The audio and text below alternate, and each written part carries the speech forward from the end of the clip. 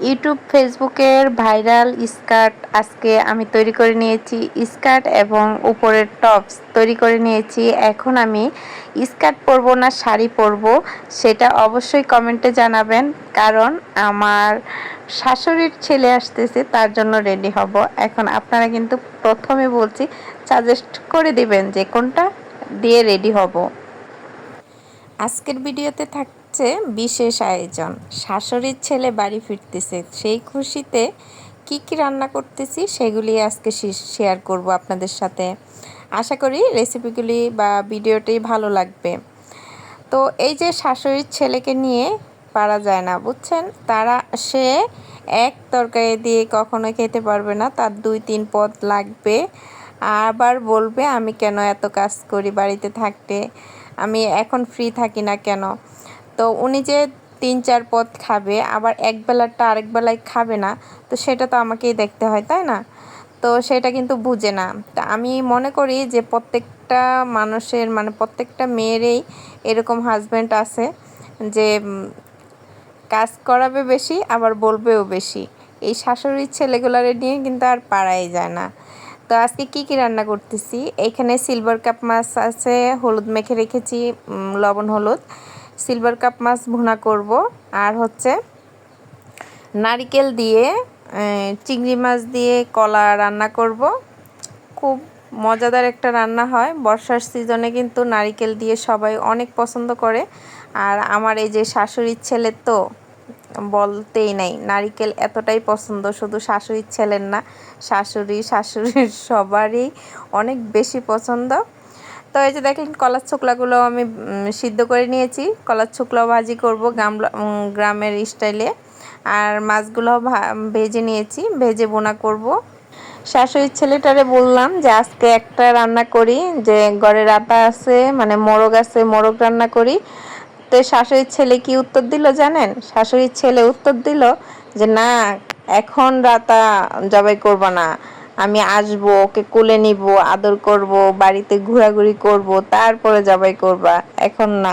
তাই আমি বলছি দুইটা আছে, একটা জবাই করে দে আর একটা থাকুক। না, হবে না, উনি এটাকে কোলে নিবে, ঘুরবে গাড়বে, এই অবস্থা। তো শাশুড়ির ছেলে কি বললো সেটাই তো বুঝতেই পারলেন, সে মোরগটা নিয়ে ঘোরাঘুরি করবে, তারপরে আমি রান্না করতে বলছে। তো যাই হোক, এদিক দিয়ে আমি সিলভার কাপ মাছও কিন্তু ভেজে নিয়েছি, এদিকে চিংড়ি মাছগুলো ভেজে নিয়েছি। এখন ওই কড়াইতেই আর ওই তেলের মধ্যেই আমি কিছু পেঁয়াজ কুচি দিয়ে দিলাম। পেঁয়াজ কুচিটি যখন লাল লাল হয়ে গেল, তখন এর মধ্যে কিছু মশলা দিয়ে দিলাম মরিচ বাটা, তারপরে ধনিয়া বাটা, জিরা বাটা, রসুন বাটা, মানে সব মশলাগুলি দিয়ে ভেজে নিলাম। ভেজে যখন এখানে কিন্তু কোনো পানি দিচ্ছি না, শুকনা শুকনা ভেজে নিচ্ছি। আর ভাজা হয়ে গেলে তার মধ্যে দিয়ে দিলাম হলুদ গুঁড়া।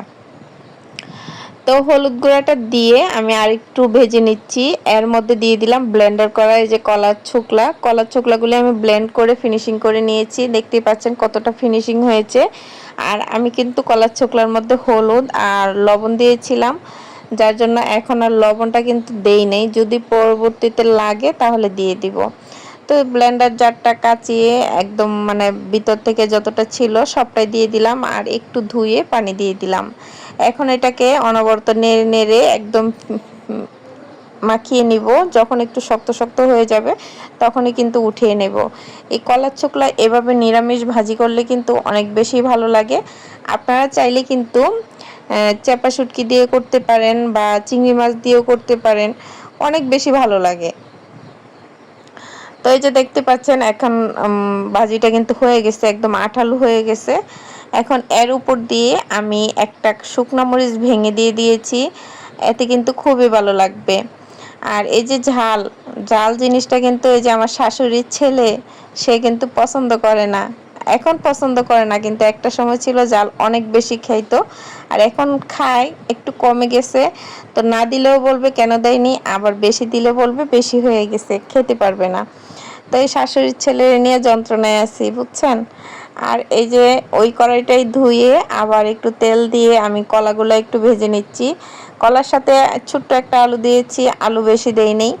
শাশুড়ির ছেলের আলুটা পছন্দ না, কারণ ঢাকায় থাকে, মেসে থাকে, সে আলু ছাড়া তার কিছুই খায় না। আলু খেতে খেতে একদম বিরক্ত, তাই বলে যে আলুটা পছন্দ করে না, মানে বাড়িতে আসলেও আলু খাবে এটা বলে। তো এই জন্য আলুটা কিন্তু একদমই কম দিয়েছি, মাত্র একটা আলু দিয়েছি, তাও একদম ছোট আলু। তো সেই আলুটার সাথে আর কলাটার সাথে একটু হলুদ আর লবণ মাখিয়ে তেলে ভেজে নিচ্ছি। এতে কিন্তু খুবই খুবই মজাদার হবে তরকারিটা। কলাটা কিন্তু ভাজা হয়ে গেছে, আমি কিন্তু ভিডিওটা কেটে কেটে দিচ্ছি। আজকে কিন্তু একদম রেসিপিগুলি পূর্ণাঙ্গ দেখাচ্ছি না, আজকে ব্লগ আকারে দিচ্ছি। আপনাদের কাছে যদি ভালো লাগে অবশ্যই জানাবেন। তো আমি এখন একটা কড়াইয়ের মধ্যে পেঁয়াজটা ভেজে নিয়েছি, ভেজে নিয়ে একটু পানি দিয়ে দিছি। আর পানির মধ্যে এখন মশলা দিয়ে দিব, রসুন বাটা, আদা বাটা, তারপর মরিচ বাটা, মশলাগুলি দিয়ে কষিয়ে নিব। হলুদও দিয়ে দিলাম। দিয়ে যখন মশলাটা ভালো করে কষানো হয়ে যাবে, তার মধ্যে দিয়ে দিলাম এই যে ভাজা চিংড়ি মাছটা, এটা দিয়েও একটু কষিয়ে নেব। এভাবে যদি চিংড়ি মাছ ভাজেন আবার একটু কষিয়ে দেন তাহলে কিন্তু অনেক সুন্দর হয় তরকারিটি। আর মাছটা কষানো হয়ে গেলে এখানে দিয়ে দিলাম এই যে ভাজা আলু আর কলাটা। এখন এই কলার সাথে একদম ভালো করে মাখিয়ে নিব, যতক্ষণ চিংড়ি মাছের স্বাদটা কলার ভিতরে ঢুকে যাবে এবং কলার ঘ্রাণ চিংড়ি মাছে মানে দুটোটা যখন একাকার হয়ে যাবে, মিক্স হয়ে যাবে, তখন এর মধ্যে আমি দিয়ে দিব এখানে নারকেল বাটাটা। তো একটু ভালো করে কষায় নিব যাতে গন্ধটা চলে যায়। আর নারকেল বাটা দিয়ে কিন্তু আরও বেশি ভালো করে কষিয়ে নিব, একদম ঝোলটা টানিয়ে নিব। যখন মাখা মাখা হয়ে যাবে, নারকেল থেকে তেল ভাসবে, নারকেলের যে ঘ্রাণ সেটা বের হবে, তখন এর মধ্যে পানি অ্যাড করব। ততক্ষণ পর্যন্ত কিন্তু নাড়ানাড়ি করে নিব। আর এই যে নারকেল দিয়ে তরকারিটা আমার শ্বশুরবাড়িতে সবার অনেক বেশি পছন্দ, মানে নারিকেল দিতেই হবে তরকারির মধ্যে। বর্ষার সিজনে নারিকেল না দিলে তরকারি খাবেই না, মানে এতটা পছন্দ। নারিকেল থেকে যে কি মজা আছে, মানে সেটা আমার শ্বশুরবাড়ির লোকজন থেকে না জানলে হয়তো বা আমি জানতামই না যে নারিকেলও এত বেশি কেউ পছন্দ করতে পারে তরকারির মধ্যে। যাই হোক, নারিকেলটা আমি কষানো হয়ে গেছে, তার মধ্যে আমি ঝোল দিয়ে দিলাম। আর ঝোলটা দিয়েছি একটু বেশি, কারণ কলা তরকারি কিন্তু ঠান্ডা হলে ঝোল টেনে যায়, আলু কলা তরকারি কিন্তু ঠান্ডা হলে ঝোল টেনে নেয়। তো এই যে দেখেন তরকারিটা কিন্তু আমার একদম পারফেক্টভাবে হয়ে গেছে, আর কালারটা মাশাআল্লাহ অনেক সুন্দর আসছে। কলা তরকারি কিন্তু অনেক সাদা থাকে, কিন্তু আমার তরকারিটার কালারটা দেখেন কতটা সুন্দর আসছে। কলাটা যখন কাটবেন, কাটার পরে একটু পানিতে ভিজিয়ে রাখবেন হলুদ দিয়ে, তাহলে আর কলার কষ ছাড়বে না। আর এদিকে আমি মশলা কষিয়ে নিয়েছি মাছ ভুনা করার জন্য। তো মশলাটা যখন কষানো হয়ে গেছে, তার মধ্যে আমি মাছ দিয়ে দিলাম।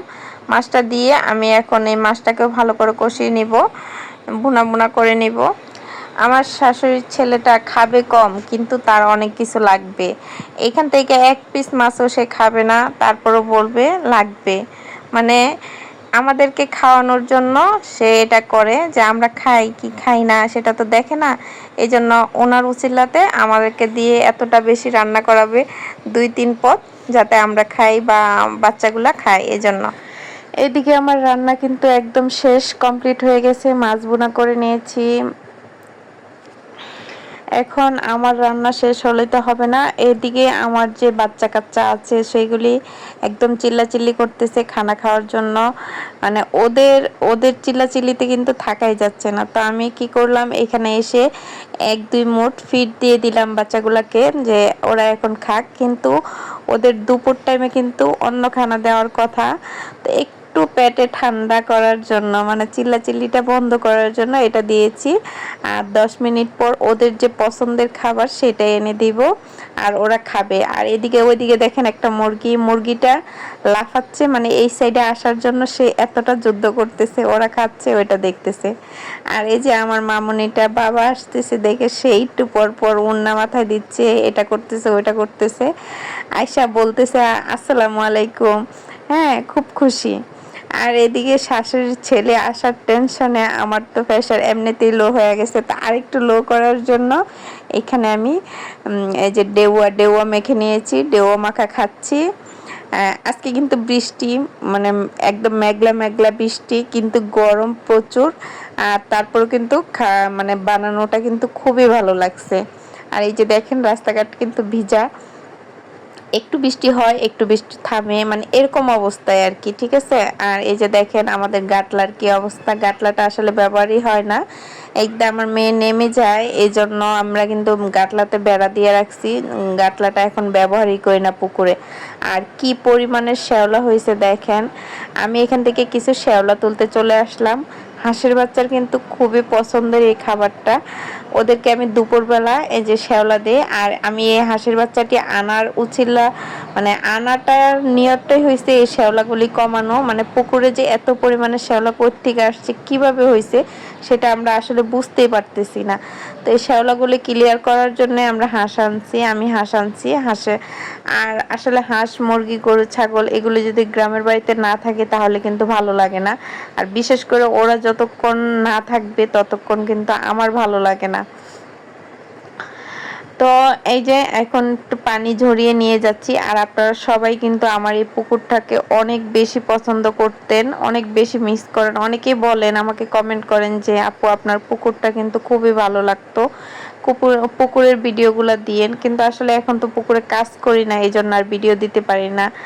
আর এই যে দেখেন শ্যাওলাগুলি দেওয়ার পর ওরা কতটা আনন্দ নিয়ে খাচ্ছে, ওদের খুবই ভালো লাগছে খাইতে। আর ওরা আরেকটু বড় হয়ে গেলে আমি ওদেরকে পুকুরে ছেড়ে দিব, ওরা কিন্তু আমার এই পুকুরটাকে ক্লিয়ার করে দিবে। আর যেটা বলছিলাম, এই হাঁস মুরগি এগুলি যদি না থাকে আমি নিজেই ডিপ্রেশনে চলে যাই, মানে আমার কাছে ভালো লাগে না। ওরা থাকবে, ওদের সাথে সময় দিব, ওদের কাছে থাকবো, ওদেরকে খাবার দিব, এগুলি ভালো লাগে, খুবই ভালো লাগে আমার কাছে। আর এদিকে বিকাল কিন্তু ঘনিয়ে আসছে, আমি কিন্তু সমস্ত কাজ কাম করে বাচ্চাদেরকে খাবার টাবার খাইয়ে দিয়েছি। এখন শাশুড়ির ছেলের জন্য একটু রেডি হব। আমি কিন্তু এখানে একটা স্কার্ট বানিয়েছি আর একটা টপস বানিয়েছি, যে টপস আর স্কার্টটা কিন্তু এখন ইউটিউবে আর ফেসবুকে অনেক ভাইরাল। তো আমি এটা বানিয়েছি, এখন আমি এটা পরবো নাকি শাড়ি পরবো সেটা নিয়ে কনফিউজ। তো আপনারা যদি আমাকে কোনো সাজেস্ট করতে চান করবেন যে আমি এখন কি পরবো, ঠিক আছে। তো ভিডিওটি এই পর্যন্তই, ভালো থাকবেন সুস্থ থাকবেন, দেখা হবে পরবর্তী ভিডিওতে, আল্লাহ হাফেজ।